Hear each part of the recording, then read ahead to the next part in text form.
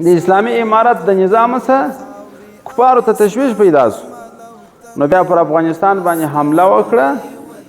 په دغه حمله کې هغه د تیرو سرو لښکرو غلامان چې په افغانستان څخه تښتېدلي وو، د خلکیانو پرچمیان، دا د تیرو مجاهدینو په وخت کې زما په یادېږي امریکایانو به امریکا ته غوښتل، هر یوه ته به یې ډېرې ډېرې پیسې هم ورکولې، ګرده کورنۍ به یې انتقالولې.